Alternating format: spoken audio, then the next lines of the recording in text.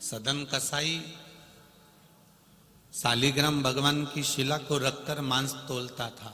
उसको जब तक नहीं मालूम था कि ये शालिग्राम जी हैं, तब तक वो पत्थर समझकर, बाट समझकर मांस तोल कर देता था।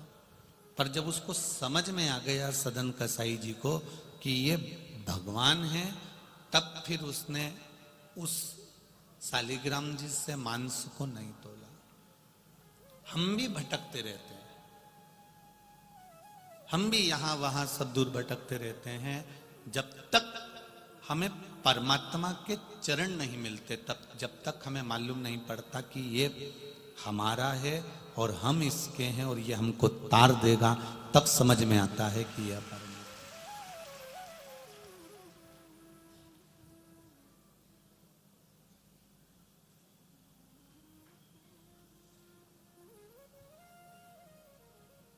अभी तक जितनी कथाएं करते करते आए हैं, उसमें सबसे भारी और सबसे अधिक श्रोताओं के बीच में ये कथा हुई है बाबा की कृपा से। सबसे अधिक श्रोता, सबसे भारी। ना जाने कहां कहां से आप लोग आए और बड़ी भारी संख्या में यहां पहुंचे हो। महाराज, प्रशासन ने भी बहुत सुंदर व्यवस्था संभाल के रखी है। हर तरह से प्रशासन मुस्तैद और व्यवस्थाएं संभाली। अभी तक कहीं 5 लाख, कहीं 4 लाख, कहीं 6 लाख, कहीं 7 लाख तक पब्लिक, भक्त लोग कथा में रहे। पर आज की स्थिति में 11 लाख से ऊपर लोग इस मालेगांव में हैं।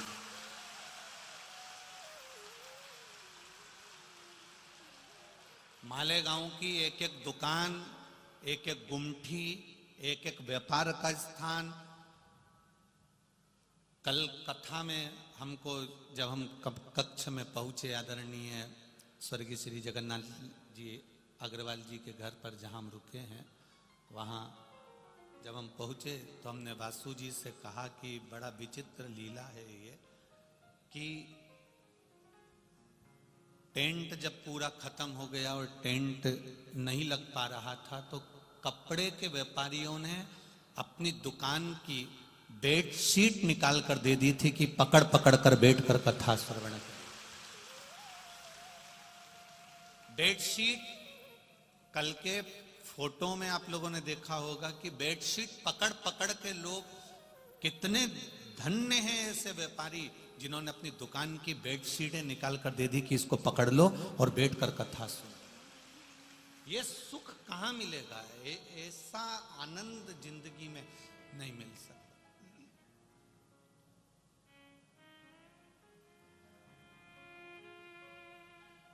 कोई कह रहा था इतनी तो बारात की भी व्यवस्था नहीं होती है और उनको भी, बारातियों को भी कोई ना कोई चीज की कमी रह जाती है, पर यहां तो भक्तों के लिए कोई कमी किसी ने नहीं रखी। अभी इससे बड़ा सुख क्या होगा? मैं आदरणीय दादा बाबू भूसे जी को कहूंगा कि वास्तवता है मालेगांव मालेगांव है और माल का गांव है, कोई साधारण नहीं। इसका आनंद ही दूसरा, इसका सुख ही दूसरा।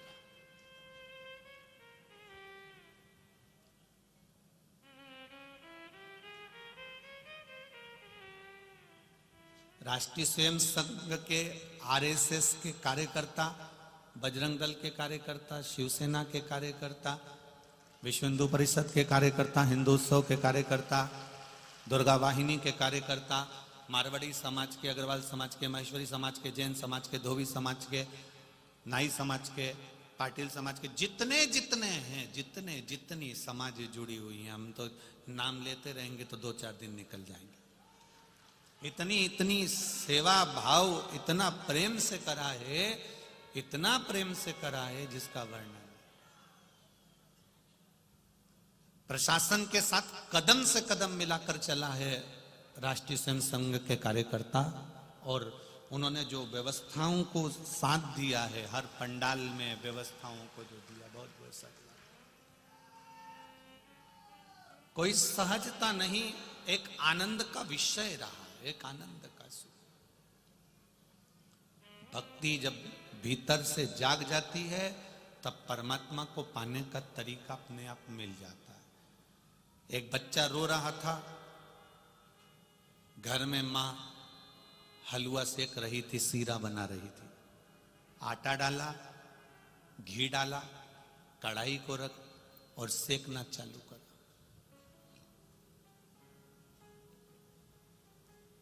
बच्चे ने कहा मां मुझे सीरा चाहिए, हलवा चाहिए। अब भी सीरा दे। मां सेक रही है और मां करी तो टाइम लगेगा, कच्चा है। नहीं, मुझको तो अभी की अभी सीरा खाना है, मुझे अभी की अभी हलवा खाना है। मां ये सीरा ये हलवा मुझे दे। मां ने कहा इस अभी कच्चा है। इतने में बच्चा माना ही नहीं, तो मां ने उसको सेक के प्लेट में दिया। उसने जो खाया तो थूक दिया, क्योंकि वो हलवा, वो सीरा पका नहीं था, कच्चा था, इसलिए उसमें स्वाद नहीं आया। जब मां ने उसको अच्छे से सेक लिया, तपा लिया, घी डालकर, पानी डालकर, शक्कर डालकर, इलायची डालकर, ड्राई फ्रूट्स डालकर जब वो हलवा तैयार हुआ, सीरा तैयार हुआ, तब बेटे को दिया तो बेटा प्लेट भरकर उसको खा गया। अब बच्चे को रुचि आ रही है उस सीरे में, उस हलवे में। मां से कहा मां मुझे और दे दे। मां ने प्लेट में और सीरा दिया और हलवा दिया, उसने और खाया। मां मुझे और दे दे। मां ने और सीरा दिया और हलवा दिया, क्योंकि अब उसकी रुचि उस सीरे में, उस हलवे में इसलिए बढ़ गई क्योंकि वो सीरा, वो हलवा पक चुका था। जब तक कच्चे रहोगे तब तक शिव महापुराण में मन नहीं लग पाएगा। जिस दिन तुम शिव पुराण में पक गए तब तुम्हें वो शिव पुराण का आनंद आना प्रारंभ हो जाए। फिर तुम्हें वो सीरा अच्छा लगने लगेगा, फिर तुम्हें वो हलवा अच्छा लगने लगेगा। इतनी लाखों की संख्या में 10-10, 11-11 लाख। कल एक पत्र आया था, उसमें लिखा था हमारे महाराष्ट्र, हम केवल मालेगांव का नहीं कह रहे, पूरे महाराष्ट्र शासन का पहला कार्यक्रम है जिसमें इतनी भीड़, इतना भक्त पहुंचा है, इतना भक्त पहुंचा।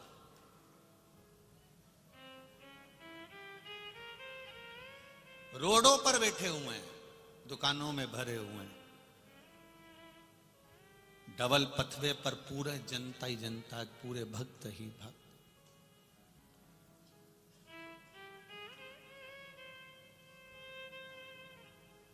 ना हम उनको देख पा रहे हैं, ना वो हमको देख पा रहे हैं। केवल ये माइक की जो व्यवस्था लगा के रखी है इन्होंने, रामश्याम वाले ने जो माइक का चोंगा वहां फिट कर दिया है, बस उसका जो भोपू का जो आवाज है, वो आवाज और उनकी दिल और दिमाग में जो टीवी पर कथा सुनी और मोबाइल पर सुनी कि महाराज इस तरह से कह रहा है और शंकर इस तरह से मिल रहा है, बस वो मिलन की आस से कथा चल रही ना। वो एक गाना याद आता है ना, आ बैठ मेरे पास तुझे देखता रहूं, ना मैं कुछ कहूं ना तू कुछ कहे। ना उन्होंने हमको देखा ना हमने उनको देखा, पर विश्वास उनका ये है कि परमात्मा भले नहीं दिख रहा, परमात्मा भले नजर नहीं आ रहा, पर ये निश्चित है कि वो परमात्मा, वो कल कथा में कहा था ना कि बच्चे से कहा बाबा, जम के बोलो, आएगा।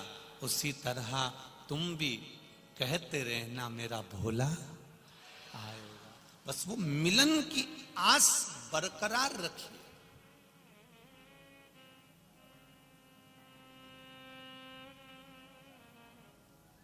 एक पक्षी के लिए स्वाति नक्षत्र की बूंद आती है क्योंकि वो स्वाति नक्षत्र का ही पानी पीता है।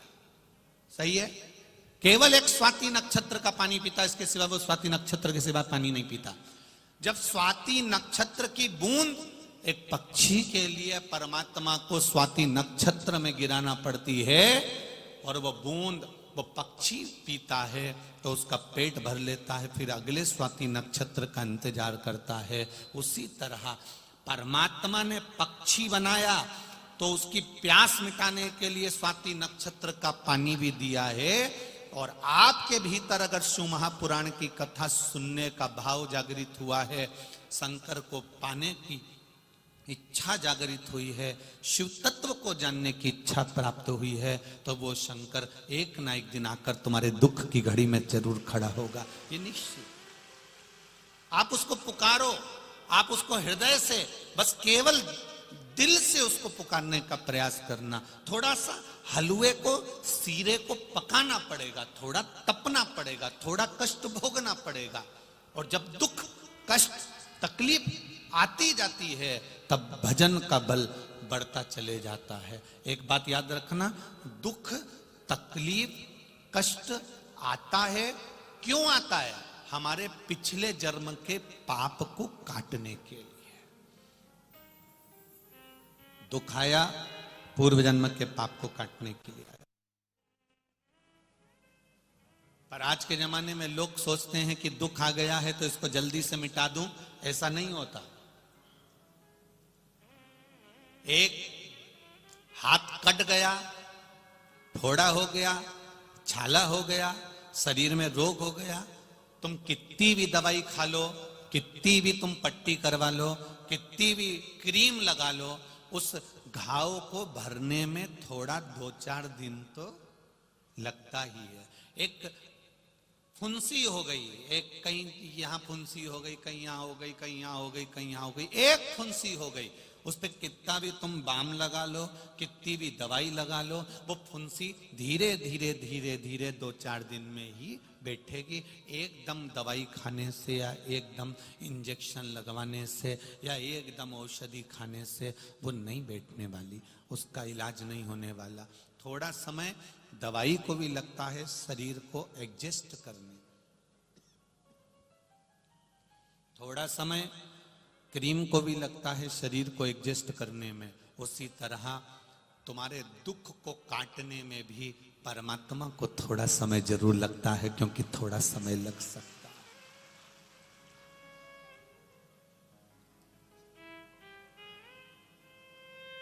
पर रोज रोज थोड़ा थोड़ा अगर क्रीम लगाया है, थोड़ा थोड़ा दवा लगाई है, थोड़ा थोड़ा तत्व लगाया है, तो वो उसका फल धीरे धीरे धीरे धीरे आराम तो मिलेगा। थोड़ा थोड़ा भगवत नाम करा है, थोड़ा थोड़ा कीर्तन करा है, शिव नाम को जपा है, तो उसका फल मिलेगा जरूर। थोड़ा रुक के धीरे धीरे। एक तुम्हारे यहां पर जब महाराष्ट्र में प्रवेश करते हैं ना, तो रोड के किनारे लिखा रहता है अति घाई, अति घाई दुखदाई। रोड के किनारे पर लिखा रहता है अति घाई दुखदाई। अगर ज्यादा जल्दी करोगे तो दुख मिल सकता है। पर आज के जमाने में जैसे ही दुख आता है, जैसे ही तकलीफ आती है, जैसे ही कष्ट आता है, लोग उस दुख को तुरंत मिटाने में लग जाते हैं। कहीं बाबा के यहाँ चले गए, कहीं किसी के यहाँ चले गए, कहीं किसी के यहाँ चले गए, हमें बहुत ज्यादा दुख है, उन्होंने मालूम पड़ा भभूति दे दी, बेल दे दी, कह दिया ऐसा कर लेना, वैसा कर लेना। नहीं नहीं नहीं नहीं, दुख आया है तो इसको जाने में थोड़ा समय लगेगा। अति घाई मत करना, किसी के चक्कर में मत पड़ जाना। अगर किसी के चक्कर में पड़ गए तो जल्दी के चक्कर में, जब ज्यादा जल्दी होती है तो एक्सीडेंट हो जाता है। जब ज्यादा दुख को जल्दी मिटाने की सोचते हो तो और दुख बढ़ जाता है। इसलिए अति घाई दुखदाई। थोड़ा समझना, थोड़ा समझना। दुख आया है, धीरे धीरे कटेगा। दुख को, तुम्हारे दुख को ना तो सियोर वाला महाराज काट सकता है, ना संसार का कोई महाराज काट सकता है। तुम्हारे दुख को तुम्हें खुद काटना पड़ेगा। और कलियुग केवल नाम धारा, सुमर सुमर नर उतरहि पारा। तुम्हारे दुख को भगवान के भजन से, तुम्हारे दुख को श्री शिवाय नमस्तुभ्यम से, तुम्हारे दुख को एक लोटा जल से, तुम्हारे दुख को एक बेलपत्री से, तुम्हारे दुख को एक चावल के दाने से, तुम्हारे दुख को एक पुष्प की पंखड़ी से, तुम्हारे दुख को तुम भगवान के मंदिर में सफाई करने से, तुम्हारे दुख को तुम किसी परमार्थ का काम करने से अपने दुख को काट सकते हो। ये नहीं कि कट जाएगा। इससे कटने वाला दुख कटेगा भगवान के मंदिर में जाकर एक लोटा जल चढ़ाने से कटेगा, भगवत नाम लेने से कटेगा। कोई महाराज की सामर्थ्यता नहीं है कि वो तुम्हारे दुख को काट दे, क्योंकि महाराज खुद का दुख काट ले वही बहुत बड़ी बात है। महाराज खुद का दुख काट ले, ऐसा कोई महाराज बता दो जिसका पांव नहीं दुखता, जिसकी कमर नहीं दुखती, जिसका हाथ पैर नहीं दुखता, जिसका सिर नहीं दुखता, जिसका शरीर नहीं दुखता। शरीर में कष्ट होगा, वो कितना भी विद्वान से विद्वान है तो भी उसको डॉक्टर के पास जाना पड़ेगा। पर डॉक्टर से जब वो औषधि लेगा और शंकर जी को दिखाकर कहेगा इसको अमृत कर दीजिए, तब विश्वास को रखकर खाएगा, तब जाकर उसका भी कार्य सफल हो जाएगा। दुख तुम्हें अपने आप में काटना है, कोई दुख काटने के लिए कोई दूसरा नहीं आएगा। किसी भ्रम में मत पड़ जाना, अंधविश्वास में मत पड़ जाना और ढोंग प्रपंच में मत पड़ जाना। पढ़ना तो मेरे शंकर भगवान के चरणों में जाकर पड़ जाना, वो काट दे।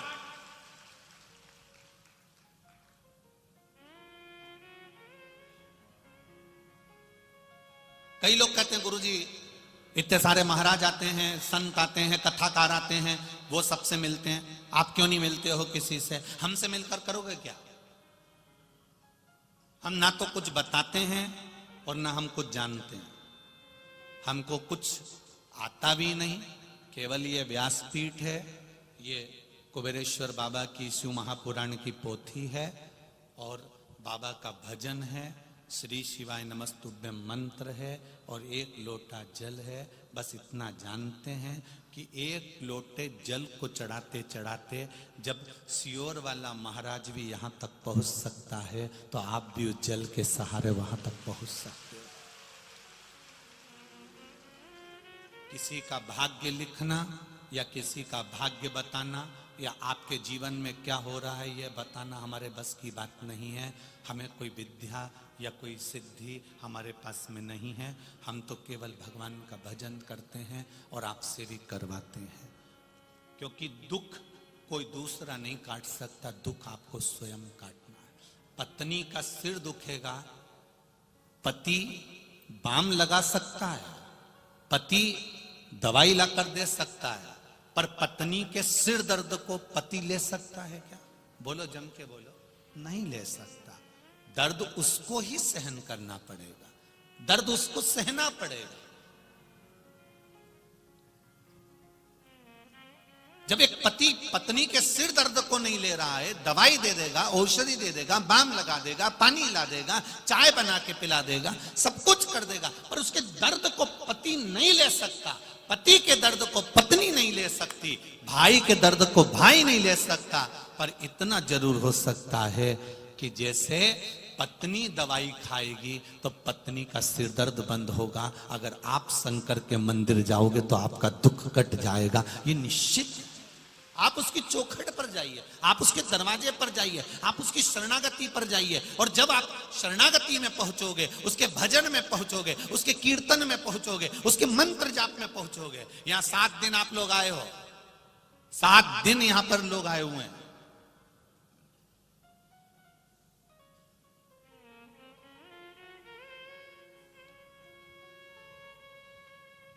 जो लोग 7 दिन से यहां पर रुके हुए हैं उनसे पूछना, वो अपना घर परिवार, बेटा बेटी, नाते रिश्ते सब भूल कर 7 दिन तक भजन कर रहे हैं। उनको कोई मतलब नहीं, यहां से जाएंगे तब उनको परिवार में फिर पहुंचेंगे तो फिर परिवार की याद आएगी, फिर लगेगा कि हम परिवार में फिर आ गए। पर 2-4 दिन तो तुमको नींद नहीं आएगी, क्योंकि तुम मालेगांव की कथा सुनकर जा रहे हो, तुम्हारी आदत बदल गई है, भजन की हो गई। 2-4-8 दिन तुमको नींद नहीं आने वाली, तुम करवट बदलते रहोगे। पास में सोने वाला व्यक्ति पूछ लेगा तुझे नींद नहीं आ रही? नहीं। क्यों? सपने में मेरे को वो महाराज दिख रहे हैं, सपने में मुझे मेरा भोलेनाथ दिख रहा है। मुझे नींद नहीं आ रही है, मुझे स्वप्न दिख रहा है। खानो नहीं भावे मुझे, पीनो नहीं भावे, दौड़ दौड़ मन सत्संग जावे।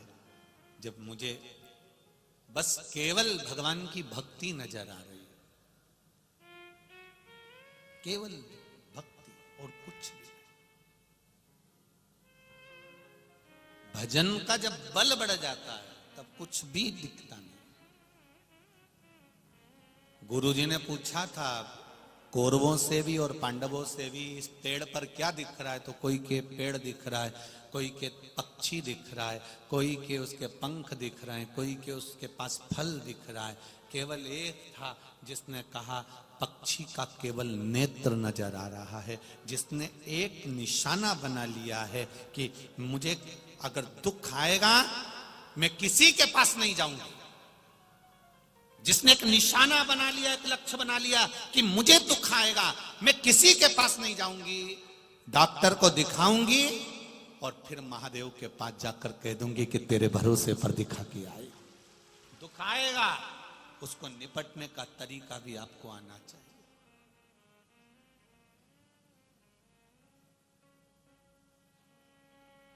ये पत्र, इन पत्रों में आपका विश्वास, आपकी दृढ़ता, आपका भरोसा समाया है।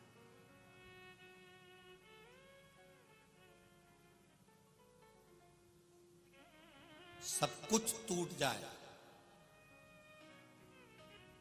घर भी टूट रहा हो, रिश्ते नाते भी टूट रहे हो, परिवार भी टूट रहा हो, दुख पीछा पकड़ कर खड़ा हो, फिर भी तुम्हारा विश्वास मत तोड़ना। मंदिर जाना मत छोड़ना। क्यों नहीं छोड़ना? मायके वाले दुख की घड़ी में बार बार आकर नहीं खड़े होंगे, ससुराल वाले दुख की घड़ी में बार बार आकर नहीं खड़े होंगे, पर जिसके दरवाजे पर तुम रोज जा रही हो एक लोटा जल लेकर, शंकर भगवान का गुणगान गा रही हो, वो दुख की घड़ी में रोज आकर खड़ा हो सकता है। वो फ्री होकर भक्ति पक्की करो।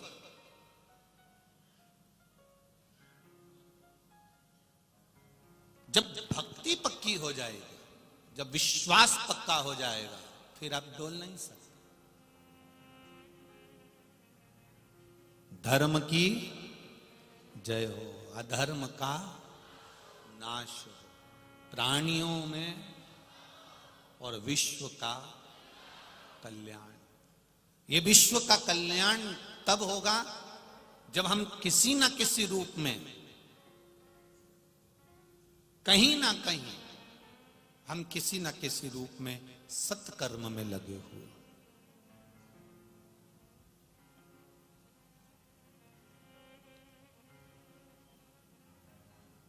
किसी ना किसी रूप में सत्कर्म में लगे।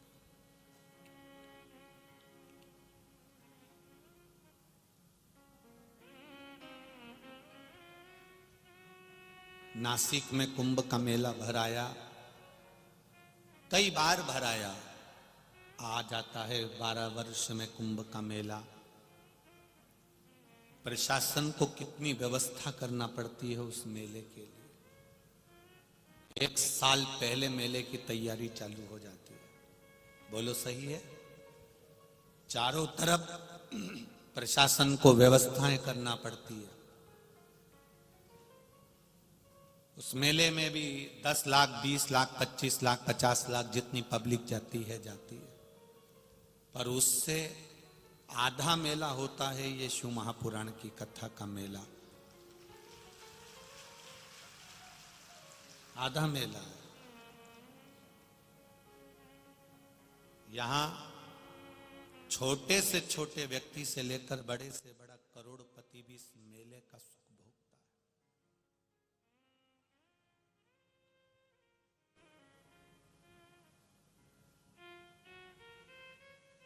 कुंभ के मेले में कभी पत्नी खो जाती है, कभी पति खो जाता है, कभी बच्चे खो जाते हैं, कभी पड़ोसी खो जाता है, कभी माता खो जाती है, कभी पिता खो जाता है, कभी बहन खो जाती है, कभी भाई खो जाता है, पर शिव महापुराण के मेले में लोग भगवान शंकर में खो जाते हैं।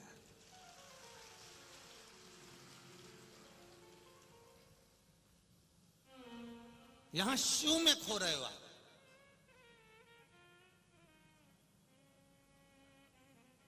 यहां कोई किसी को नहीं ढूंढ रहा, यहां कोई किसी को ढूंढने लगा भी नहीं है कि इसको ढूंढा जाए या उसको ढूंढा जाए। यहां तो केवल अगर ढूंढने में लगे हुए हो तो महादेव को ढूंढने में लगे हुए हो कि मेरा भोला, मेरा शंकर ये निश्चित है एक दिन मेरे दुख को हरने आएगा।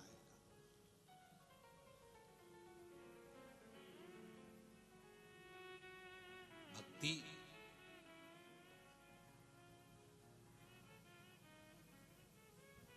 जितनी भक्ति को भर सकते हो, जितने भजन को भर सकते हो उतना भर लो।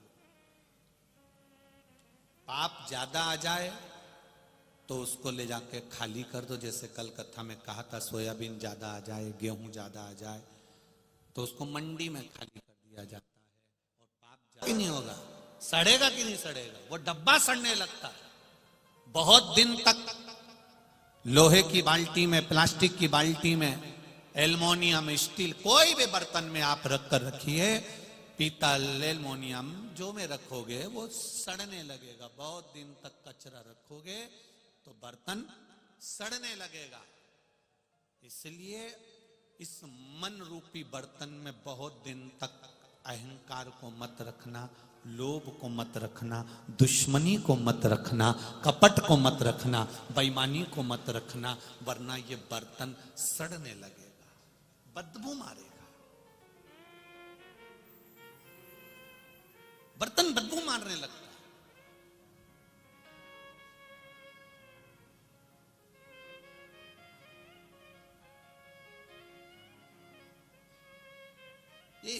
कोई कह रहा था, गुरुजी वो मेरी देवरानी का मन तो बिल्कुल भी कथा में नहीं लगता और मेरा मन कथा में लगता है।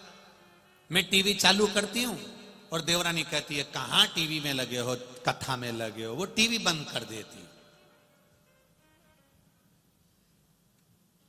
एक बात बताओ गुरुजी, घर में दो, एक बहू, एक सास, एक देवरानी, एक जेठानी, इतने लोग रह रहे हैं, उसमें से एक का मन कथा में है या दो का मन कथा में है या दो का मन मंदिर में है या भजन में है और बाकी के लोगों का मन भजन में नहीं है। ऐसा क्यों होता है? ऐसा कैसे हो जाता है? भगवान को सबको एक जैसा मनाना चाहिए ना। जब पति भजन करता है तो पत्नी को भी भजन वाला बनाओ, बहन भजन करती है तो भाई को भी भजन वाला बनाओ, माँ अगर भजन करती है तो बच्चों को भी भजन वाला बनाओ। पर ये क्यों भगवान ऐसा करते हैं कि इनको बिना भजन का बना देते हैं, हमको भजन वाला बना देते हैं? हमने कहा ये आज का नहीं है, ये पुराने जमाने का है। आपने पूर्व में कोई अच्छा काम करा होता है तो इस जन्म में तुम भजन में लगे रहते हो, भगवान की भक्ति में लगे रहते हो। पूर्व के पुण्य से तुम्हें आज कथा सुनने को मिल रही है, भजन करने को मिल रहा है, सत्संग करने को मिल रहा है।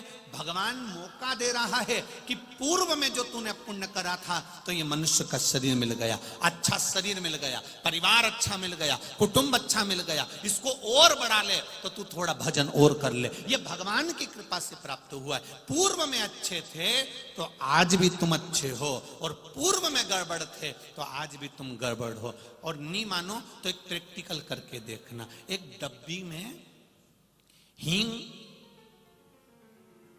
क्या हींग जो सब्जी में डालती हो, अचार में डालती हो, एक डब्बी में हींग रख देना। डब्बी में से हींग रखने के बाद में 2-4-8 दिन के बाद वो डब्बी को खाली कर देना। पानी से धो लेना, साबुन से धो लेना, सर्फ से धो लेना, फिर खोलना। सुखाने के बाद हींग की बदबू जाएगी कि नहीं जाएगी? बोलो बोलो, जम के बोलो। नहीं जाएगी। डब्बी को कितना धोया, साबुन से, सर्फ से, पानी से, गर्म पानी से, पर हींग की बदबू, हींग की खुशबू नहीं गई। उसी तरह पूर्व में जो तुम थे वो हींग की डब्बी भले खाली कर दी। पहले अपन ना जाने क्या थे, कोई कुछ था, कोई कुछ था। 84 लाख योनियां काटी हैं, ये हींग की डब्बी ना जाने कितनी बार खाली हो गई। अगर भजन में लगे हो तो समझ लेना वो हींग की खुशबू अभी तक नहीं गई है, वो अभी तक। डब्बी भले खाली कर दी, डब्बी भले धो दी, डब्बी भले साबुन से सर्फ से सबसे धोई गई, पर वो हींग की बदबू, हींग की खुशबू नहीं गई। उसी तरह हमारे 84 लाख जन्म निकल गए और 84 लाख जन्म निकले। हमने क्या करा था पूर्व में? अगर हमने भजन करा था तो वो भजन की गंध आज तक नहीं गई। अपने आप आपका मन कथा में लग जाता है। और किसी किसी को डांट डांट के बिठाओ, मार मार के बिठाओ, चिल्ला चिल्ला के बिठाओ, तो भी मन नहीं लगता। किसी किसी बूढ़ी बूढ़ी माताओं को देख लो, इनका खाने में मन लग जाए, सिलाई में, स्वेटर बनाने में मन लग जाए, कपड़ा सिलने में मन लग जाए, बड़ी तोड़ने में मन लग जाए, पापड़ में मन लग जाए, कपड़ा सुधारने में मन लग जाए, मेहंदी लगाने में मन लग जाए, बुराई करने में मन लग जाए। पर इनका मन किसी किसी डोकरी का ऐसा रे कि उसको कितना भी कह दो कि भगवान के मंदिर चल, वो नहीं जाए। उसको कथा में बिठा दो तो कथा नहीं सुने, टीवी चालू कर दो कथा की तो मन नहीं लगे, मैं पसरी जाए। वही तुम कितना ही प्रयास कर लेना, वो नहीं पहुंचेगी। क्यों? क्योंकि हींग की डब्बी नहीं है, वो हींग की डब्बी नहीं है। हींग की होती तो पुराने जमाने का, पूर्व का थोड़ी सी खुशबू उसमें रह जाती। अगर हींग की डब्बी होती तो थोड़ी सी गंध उसमें रह जाती, तो वो भजन कर लेती। पर ये हींग की डब्बी नहीं है। ये तो अब नहीं बोलूं तो अच्छा है, ये हींग की डब्बी नहीं, ये तो केरोसिन का डब्बा है, घासलेट का तेल का डब्बा।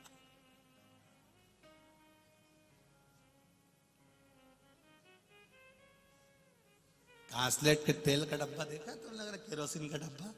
उसको भी धो दो, साफ कर दो, परंतु उसमें फिर एक गिलास पानी डाल दो तो उसमें 2-4 बूंद ऊपर तैरती हुई अलग से दिखे, ऐसे डोकरी अलग से जाए, ये मिले ही नहीं इसमें।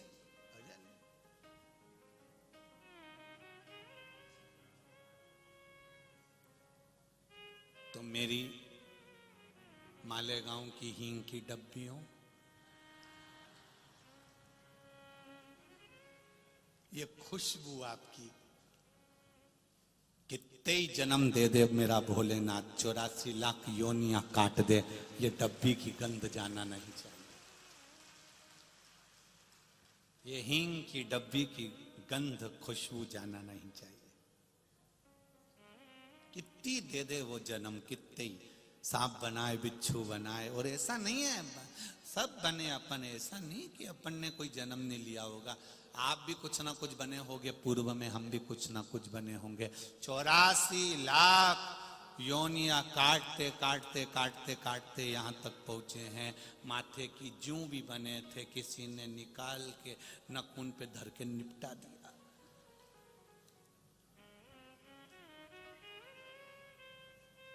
गेहूं सोयाबीन के कीड़े भी बने थे, धूप में पटक के निपटा दिया।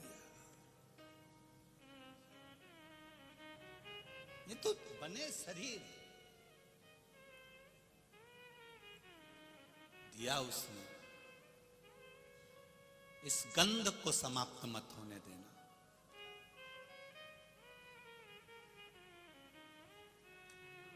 कोई तुमसे कह दे